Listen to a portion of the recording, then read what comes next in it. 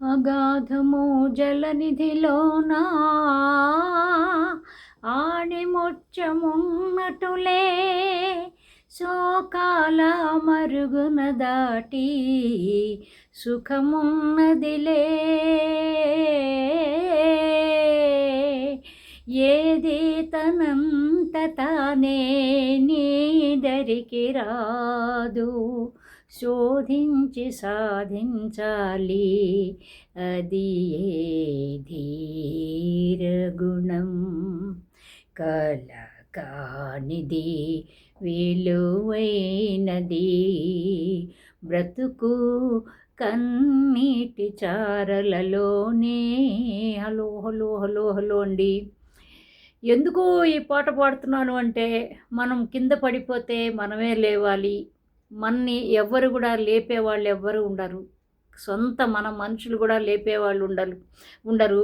ఆ సొంతగా మన మనుషులు కూడా ఏంటంటే మనకి ప్రేమ, మనకి కడుపు నిండిందా లేదా అని చూసేవాళ్లే కానీ మన మనసు ఎంతవరకు ఆనందంగా ఉంది అని మన మనసుని అడిగేవాళ్ళు ఎవ్వరు ఉండరు అనమాట. కాబట్టి ఏంటంటే కర్త కర్మ క్రియ అంతా కూడా మన జీవితానికి మనమే అవ్వాలి. ఈరోజు ఎందుకు ఇవన్నీ ఇంత ప్రవచనాలు చెప్తున్నాను అంటే, ఒక సిస్టరు నన్ను అడుగుతుంది, చాలా బాధపడిపోయి అడిగింది.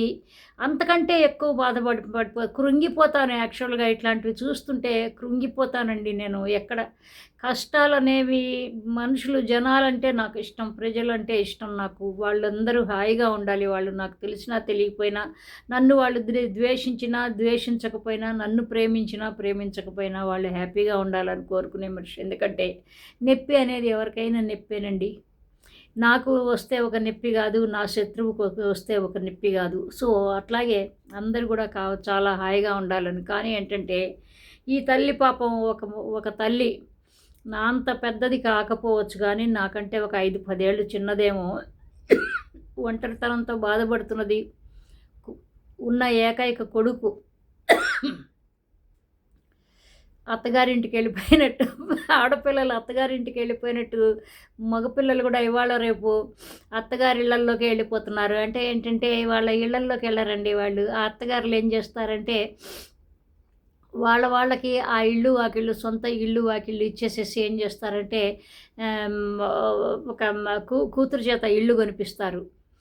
అల్లుడు కూతురు చేత ఇల్లు కొనిపించినప్పుడు ఏంటంటే కొంచెం పెద్ద ఇల్లు కొనిపిస్తారు. అప్పుడు వాళ్ళకి ఒక అత్తగారు మామగారు వాళ్ళకి ఒక రూమును ఉండేలాగా చూసుకుంటారు. అట్లాంటివి ఏవో అరేంజ్మెంట్లు ఇవాళ రేపు ఏంటంటే ప్రతిదీ కూడాను చాలా ఆర్టిఫిషియల్ అయిపోయింది, అబద్ధం అయిపోయినాయి, జీవితాలు అబద్ధం అయిపోయినాయి, వాల్యూస్ అబద్ధం అయిపోయినాయి, బంధుత్వాలు అబద్ధం అయిపోయినాయి, ప్రేమలు అబద్ధం అయిపోయినాయి, మనతో మాట్లాడే మాటలన్నీ అబద్ధం అయిపోయినాయి. అందుకని ఎవరిని నమ్మాలో ఎవరిని నమ్మకూడదో తెలీదు. ఆఖరికి మన కడుపున పుట్టిన పిల్లలు, ముఖ్యంగా మగపిల్లలు కూడా సర్వనాశనం అయిపోతున్నారు. ఎందుకంటే అవతల వాళ్ళ మోహంలో వ్యామోహంలో పడిపోయి వాళ్ళ వాళ్ళ చేతుల్లో కీలు బొమ్మలు అయిపోతున్నారు అన్నమాట.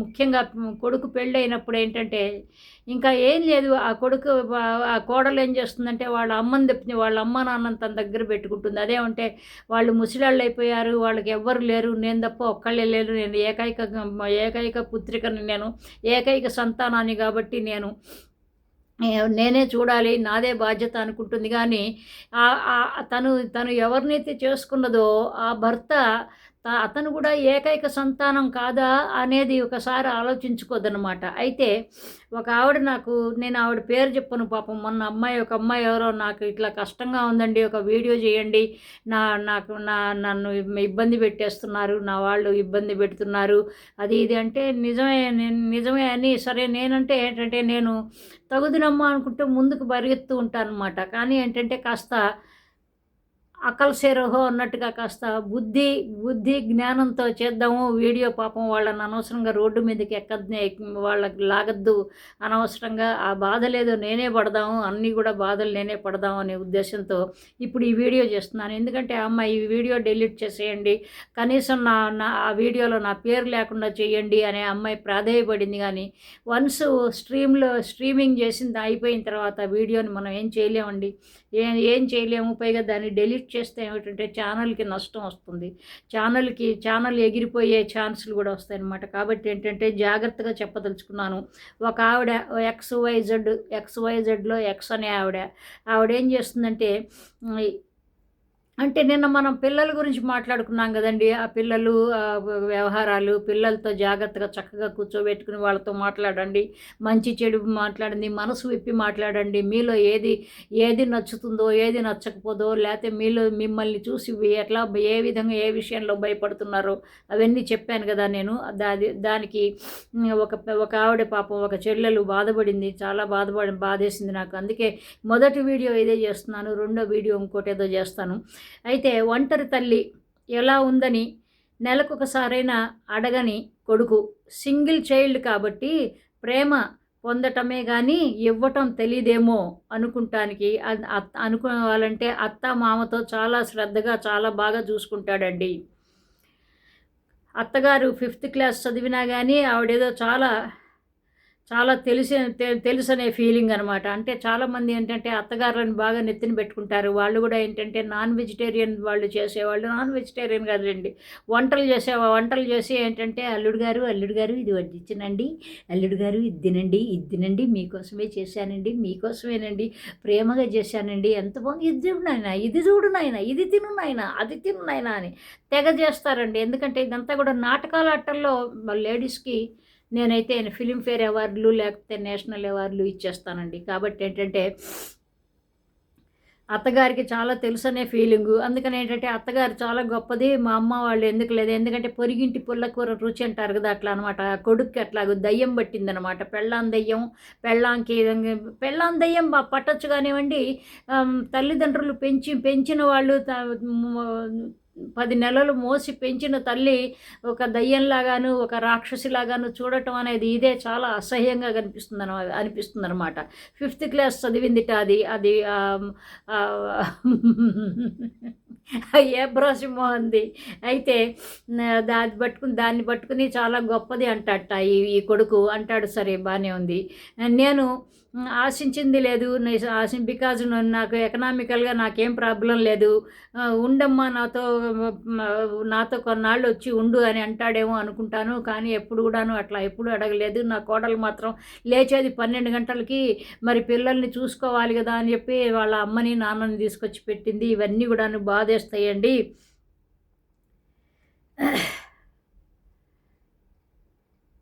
ఒక్కరోజు కూడా వెళ్ళి ఉండలేము అనిపిస్తుంది. ఒక్కదాన్నే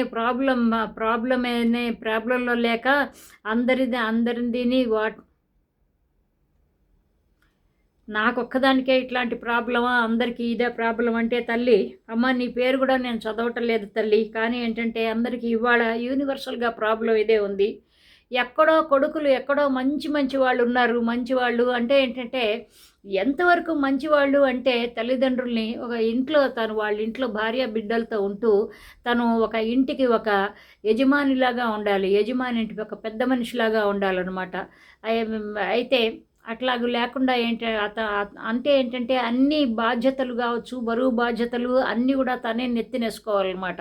కానీ ఎప్పుడైతే పెళ్ళానికి ఇస్తాడో ఆ పెళ్ళాం పెత్తనం ఎక్కువైపోతే చేతగానితనం అయిపోతుంది అనమాట వీడికి. కాబట్టి ఏంటంటే అందరూ ఇలాగే చచ్చిపోతున్నారు ఇవాళ రేపు పొల్యూషన్లో. ఎందుకంటే అమ్మా నాన్నలు వాళ్ళు చదువుకుని ఇప్పుడు ఫారిన్ కంట్రీస్ వెళ్ళే వాళ్ళు కూడా అట్లాగే అయిపోయింది. వాళ్ళు నానా అగచాట్లు పడి అడ్డమైన గడ్డి తిని పాపం ఆ తండ్రి ఏదో అప్పు సొప్పులు చేసి కొడుకును పంపిస్తాడు, చదువుకు పంపిస్తాడు. చదువు అయిన తర్వాత అక్కడ ఉద్యోగం చూసుకుంటాడు, ఉద్యోగంలో అమ్మాయిని చూసుకుని అక్కడే పెళ్లి చేసేసుకుని అక్కడే స్థిరపడిపోయి ఆ అమ్మాయి చెప్పింది ఆడింది ఆట పాడింది పాటగా అయిపోతూ ఉంటుందన్నమాట. ఇట్లా జరిగిపోతూ ఉంటుందన్నమాట. పోనీ ఏమన్నా తల్లిదండ్రుల గురించి అరే నేను ఇంత బాగా చేశాను నేను వాళ్ళకి ఏదన్నా చెయ్యాలి అనే ఒక రకమైన ఒక ఫీలింగ్ కూడా ఉండదన్నమాట. ఎందుకు ఉండదంటే స్వార్థం అనేది ప్రబలిపోయిందనమాట. ఎందుకంటే కలికాలము బలికాలము బొందకాలం అని నేను చెప్పనండి. మనుషులకి సిగ్గు ఎగ్గులు లేకపోతే ఎవరు ఏం చేయలేరు అనమాట. కాబట్టి ఏంటంటే ఇదంతా కూడా వాడు ఏదో ఒక పుట్టడానికి ఎవరో ఒకళ్ళు కారణం కాబట్టి నేను వాడి పుట్టుకకి నేను కారణం అయ్యాను. కా ఏదో నేను కూడా పుట్టడానికి ఎవరో ఒకళ్ళు కారణం అవ్వాలి కాబట్టి మా అమ్మ ఎలా కారణమైందో, అంటే మా అమ్మ వదిలేసి వెళ్ళిపోయింది, పైకి వెళ్ళిపోయింది. సరే అట్లాగే నా కొడుకుని కూడా నేను కూడా అట్లాగే వాడి పుట్టుకకి నేనే కారణం అని అనుకుని అంతకంటే ఎక్కువ ఆశించకూడదు తల్లి. ఎక్కడున్నా వాడు సుఖంగా ఉండాలి అనుకుని అసలు కొడుకు అనేవాడే పుట్టలేదు అని అనుకోవాలన్నమాట. లేకపోతే నేను చచ్చిపోయాను అని అనుకోవాలన్నమాట. చచ్చిపోయాను అని అనుకున్నప్పుడు ఏంటంటే ఇంకా విపరీతమైన డిటాచ్మెంట్ వచ్చేస్తుంది ప్రతిదాని మీద. తిండి తినబుద్ధి కాదు, ఏం చేయబుద్ధి కాదు. కానీ ఏంటంటే ఇల్లు వదిలేసి కాస్త అటు ఇటు బాగా ఫ్రెండ్స్ వాళ్ళతో వీళ్ళతో తిరుగుతూ కాస్త ఒక్కళ్ళే రెస్టారెంట్కి వెళ్ళిపోయి అక్కడ హాయిగా 10 మందిని చూస్తూ తింటూ హాయిగా ఒక మూల కూర్చుని అక్కడ ఒక కార్నర్లో కూర్చుని రెస్టారెంట్లో అందరినీ అబ్జర్వ్ చేస్తుంటే ప్రపంచం ఏంటో అర్థమవుతుంది. అంతేగాని తల్లి ఇట్లాంటి బెంబేలు పడిపోతుంటే ఏంటంటే చచ్చావు నీ బొంద, నీ ఏడుపేదో నువ్వు ఏడిచి తగలడు, నాతో నాకు అవసరం లేదు, నీ గోళ నీ జీవితం ఏదో నీ జీవితం అన్నట్టుగాను వాడికి బుద్ధి వచ్చేలాగా చేయాలంటే వాడిని ఇగ్నోర్ చేయాలి తల్లి. ఇగ్నోర్ చేసి నాకు అసలు పిల్లలే లేదు, ఎందుకంటే మీకు ఎకనామికల్గా ఫైనాన్షియల్ ప్రాబ్లమ్స్ లేవు అని అంటున్నారు కాబట్టి మరీ గొడవ లేదు, మరీ హ్యాపీ, ఏదో గుడ్డిలో మెల్లలాగా దేవుడు ఏదో కొంచెం కనికరించాడు కాబట్టి ఈ ప్రాబ్లం లేకపోతే వాడి మోచేతి నీళ్లు తాగాల్సి వస్తుంటే ఇంకా ఎంత ఆరడి చేసేవాడో, మిమ్మల్ని ఒక పని మనిషిలాగా పెట్టి చూసేది మీ కోడలు. కాబట్టి ఇవన్నీ కూడా మంచిదైంది. ఒక చిన్న కథ చెప్పి ఒక చిన్న ఇన్సిడెంట్ చెప్పి ముగించేసిస్తాను. నాకు తెలిసిన ఒక ఆయన ఒక వైఫ్ అండ్ హస్బెండ్. ఆ వైఫ్ అండ్ హస్బెండ్లో ఏంటంటే వైఫ్ పోయింది, అతను వాళ్ళిద్దరికి ఆల్రెడీ పిల్లలేమో ఫారిన్ కంట్రీస్లో సెటిల్ అయిపోయారు. ఇద్దరు పిల్లలు చెరొక రకంగాను. వాళ్ళిద్దరు కూడాను ఫారిన్ లేడీస్ని పెళ్లి చేసేసుకున్నారు. బుద్ధి జ్ఞానాలు లేవా అని నాకు అనిపిస్తుంది అనమాట. ఎందుకంటే కడుపుకి అన్నం తింటారా, ఇంకా ఏదన్నా తింటారా వీళ్ళు? ఎందుకంటే నేను నా స్వార్థం చూసుకున్నాను. నా తండ్రి నాకు ఎంతో అష్ట కష్టాలు పడి అడ్డమైన గడ్డి తిని నన్ను అమెరికా పంపించాడో, లేకపోతే లండన్ పంపించాడో, లేకపోతే కెనడా పంపించాడో, ఏదో ఒక పలానా చోటుకు పంపించాడు. నేను చక్కగా చేసుకున్నాను. నేను చేయాల్సింది ఏంటంటే తిరిగి మళ్ళీ మా నాన్న ముసలి వయసులో ఉన్నప్పుడు నేను చిన్నపిల్లాడిలాగా చూసుకోవాలి, నన్ను ఎలా చూసుకున్నాడో మా నాన్న అట్లా చూసుకోవాలని వాడికి జ్ఞానం లేదనమాట. లేకపోతే వాడు పెళ్ళాం మాయలో పడిపోయాడు. వాడు తల్లిదండ్రుల్ని వదిలేసేసాడు, వాళ్ళని పట్టించుకోలేటం లేదు. వీళ్ళు కూడా ఏదో వాడి ఫోన్ కోసం ఆ ఫోన్ పక్కనే కూర్చుని ఫోన్ ఏదో మెళ్ళో ఇదిగో నేను గొలుసేసుకున్నట్టుగా లాకెట్ వేసుకుని తిరుగుతూ ఉండేవాళ్ళు. ఆవిడ పుట్టుకుమని చచ్చిపోయింది ఆ భార్య. ఇంకా ఈయన ఒంటరివాడైపోయాడు.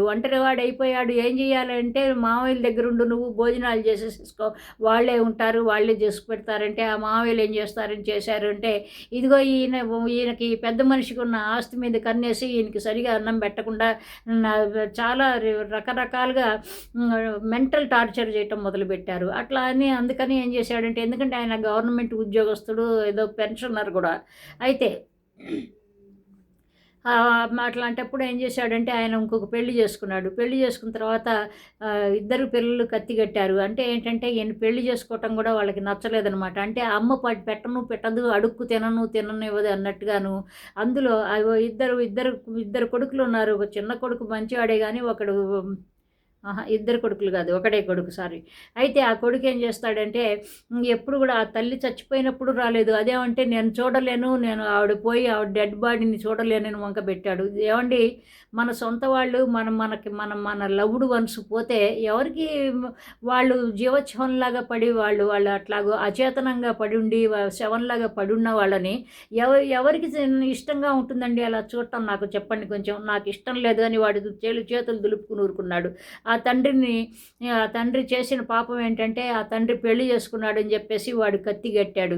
ఇంకా ఆ తండ్రిని నానా మాటలు అంటాము, ఏదో ఆగం చేయటము. తండ్రికి హాస్పిటల్లో పడి ఉంటే అక్కడికి వెళ్ళకపోవటము, చూడటానికి చుట్టపు చూపు కూడా చూడకపోవటం, ఇట్లాంటివన్నీ చేశాడు. అయితే ఇట్లాంటి వాళ్ళందరికీ ఏంటంటే ఈ మోహాలు మనం ఏంటంటే మన కన్న కొడుకు కదా అని అనే ఉద్దేశంతో ఏంటంటే మనం ఆ పేగు తీపితో సతమతం అయిపోతూ ఉంటాం, ఆ మోహంలో పడి కొట్టుకుంటూ ఉంటాం, శ్లేష్మంలో పడ్డ ఈగలాగా. ఇవన్నీ తీసి పడేయాలమ్మా. మనం మనం పుట్టినప్పుడు మన కొడుకుని నమ్ముకుని మనం పుట్టలేదు. మన కొడుకు పుడతాడు, మననేదో ఉద్ధరిస్తాడు అని ఏదో మన అమ్మా నాన్నలు పుణ్యవంతోనో వాళ్ళ వాళ్ళ వాళ్ళ ప్రమేయంతోనో మనం పుట్టాము. మనం పుట్టినప్పుడు మనకి పెళ్ళయింది, వాడు పుట్టాడు, వాడికి రెక్కలు వచ్చినాయి, వాడి వాడి వాడి వాడి సుఖం వారు చూసుకుంటానికి ఇవన్నీ కూడాను ఈ స్వార్థపూరితమైన ప్రపంచంలో ఇవాళ రేపు ఇట్లాగే జరుగుతున్నదమ్మా. అదేమంటే అమెరికాలు, రష్యాలు, లండన్లు, కెనడాలు ఇట్లాంటి చోటల్లో పరిగెత్తుతూ ఉంటారు. పరిగెత్తేసేసి ఇండియా నచ్చదనమాట. ఇండియా నచ్చనంత మాత్రాన్ని తల్లిదండ్రులు నచ్చడంటే వాళ్ళు కూడా నచ్చరు. వాళ్ళకి కేవలం వాళ్ళ భార్య, అతని భార్య తాలూకు వాళ్ళు మాత్రమే వాళ్ళ ప్రపంచం అవుతుందన్నమాట. ఇట్లాంటివి చాలా ఉంది. మీ ఒక్కదే కాదు కదా, మీ ఒక్కళ్ళ కథే కాదు తల్లి, ప్రపంచం అంతా జరుగుతున్నది. ఎక్కడో 100కి 1,00,000కి ఒకళ్ళు ఎవరో ఉంటాడు పాపం చక్కగా బంగారు తండ్రులు ఉంటారు. వాళ్ళు చక్కగా తల్లిదండ్రుల్ని బాగా చూసుకుంటారు. అందులో తల్లిదండ్రుల్లో ఎవరన్నా ఒక్కళ్ళే మిగిలిపోతే వాళ్ళకి సరైన ఒక చక్కటి ఒక స్థానం ఇచ్చి వాళ్ళకి గౌరవం, ప్రేమ అవన్నీ ఇచ్చి వాళ్ళని చక్కగా చూసుకునే వాళ్ళు నిజంగా గొప్పవాళ్ళు అంటా నేను. ఎక్కడో కానీ నాకు కనిపించరండి. నేను అంతగా నాకు గుర్తు పెట్టుకునే అంత ఎవరు నాకు కనిపించలేదు. కాబట్టి తల్లి, ఇవన్నీ కూడాను ఈ మోహం ఎప్పుడైతే నువ్వు వదిలిపెడతావో అప్పుడే నువ్వు హాయిగా ఉంటుంది. లేకపోతే నువ్వు ఒక తిరిగే శవంలాగా అయిపోతావు తల్లి. కాబట్టి ఈ చివరి రోజులు, చివరి ఈ దశాబ్దాలు చక్కగా బాగుండాలి అంటే వాడిని వదిలిపెట్టేసేసి వాడికి ఒక తిలోదకాలు ఇచ్చేసేసే తల్లి. నువ్వు బాగుండు నాయన అంటే వాడి చెడు కోరుకోవద్దు. నువ్వు ఎక్కడున్నా బాగుండు నాయన, నీకు దండం, నా కడుపును పుట్టినందుకు నీకు థ్యాంక్స్, నన్ను తల్లిని చేసినందుకు, నన్ను తల్లి అని అమ్మ అని పిలిచినందుకు థ్యాంక్స్, నీకు తల్లినైనందుకు కూడాను నేను గర్వపడ్డాను, ఎందుకంటే గొడ్రాలిగా పేరు తెచ్చుకోలేదు. ఇవన్నీ అనుకుని ఒక దండం పెట్టి వాడికి కూడా ఒక దండం పెట్టండి మనస్ఫూర్తిగాను. నువ్వు నా జోలికి రావద్దు తండ్రి, నేను నీ జోలికి రానని. వాడికి ఏం చెప్పొద్దు అసలు. వాడి వేరే బోట్స్ అవన్నీ కూడాను వాడి ఫోన్ కోసం వెయిట్ చేయొద్దు. వాడేదో అది చేస్తాడు, ఇది చేస్తాడు అని కూడాను అనుకోవద్దు. వాడు ఏమీ చేసే పరిస్థితుల్లో లేడు కాబట్టి అవన్నీ కూడాను ఒట్టి వేస్ట్ అనమాట. వేస్ట్. మన జీవితం, మిగిలిన జీవితం ఏదైతే ఉన్నదో ఈ జీవితాన్ని మనం చక్కగా హాయిగా ఆనందంగా, ఇదిగో నేనున్నాను, చక్కగా హాయిగా మంచి బట్టలు వేసుకుంటాను, మంచిగా తయారవుతాను, మంచిగా చక్కగా హ్యాపీగా ఉంటాను, మంచి ఫుడ్ తింటాను చక్కగాను. ఏమీ రాజీ పడకూడదనమాట. ఎందుకు అంటే ఇది మన జీవితం. మన అమ్మా నాన్నలు ఎక్కడున్నా కానీ వాళ్ళు ఆనందంగా ఉంటారు, వాళ్ళు చక్కగా హ్యాపీగా ఉంటారు. అబ్బా మన అమ్మాయి చక్కగాను మన ఇట్లాంటి పరిస్థితుల్లో కూడా హ్యాపీగా ఉన్నది అనటానికి జీవితానికి పరమావధి ఏంటంటే ఒక ముఖ్యమైన ఉద్దేశం ఏంటంటే హ్యాపీనెస్ అనమాట. మొగుడు తీసుకెళ్ళిపోయే హ్యాపీనెస్ని, లేకపోతే తల్లిదండ్రులు తీసుకుపోయి, లేకపోతే పిల్లలు తీసుకుపోయి, అవన్నీ వాళ్ళందరికీ కూడా అంటే ఏంటంటే వాళ్ళకి ఆ పవర్ మనం ఇస్తున్నాం అనమాట. ఆ పవర్ ఇవ్వకుండా మనం గట్టిగా పట్టుకుని మన చేతిలోనే ఆ పవర్ పట్టుకుని మనము ఏంటి అని చూస్తే మీ ఆరోగ్యం కూడా బాగుపడుతుంది. చక్కగా యాక్టివ్గా తిరుగుతారు, చక్కగా మంచి డ్రెస్సులు, మంచి చీరలు కట్టుకోండి, మంచి బట్టలు వేసుకోండి, మంచిగా షాపింగ్కి వెళ్ళండి, హాయిగా మంచిగా ఒక్కళ్ళే వెళ్ళి ఇక్కడ చక్కగా మంచి హోటల్స్ ఉంటాయి, చక్కగా హ్యాపీగా వెళ్ళండి, చక్కగా తయారై వెళ్ళండి, చక్కటి చెప్పులు వేసుకోండి, చక్కటి హ్యాండ్ బ్యాగ్స్ కొనుక్కోండి. ఇవన్నీ చేసుకుని ఇవన్నీ ఉంటే కనుక చచ్చినట్టు అంటే మీ ప్రొఫైల్ పిక్చర్లు మంచి మార్చుకుంటూ ఉండండి. వాట్సాప్ ప్రొఫైల్ పిక్చర్లు మీ చక్కటి ఫోటోలు మార్చుకుంటూ ఉంటే ఏంటంటే వాడు చూసి గిలగిల్లాడిపోతాడు. ముఖ్యంగా వాడికంటే కూడా వాడి పెళ్ళాన్ని చూసి గిలగిల్లాడిపోతుంటుంది. అందుకని ఏంటంటే అట్లాంటి వాళ్ళని ఇంకా ఏడిపించాలి, కాల్పించాలి తప్ప మనం ఏమీ చేసేదేం లేదు.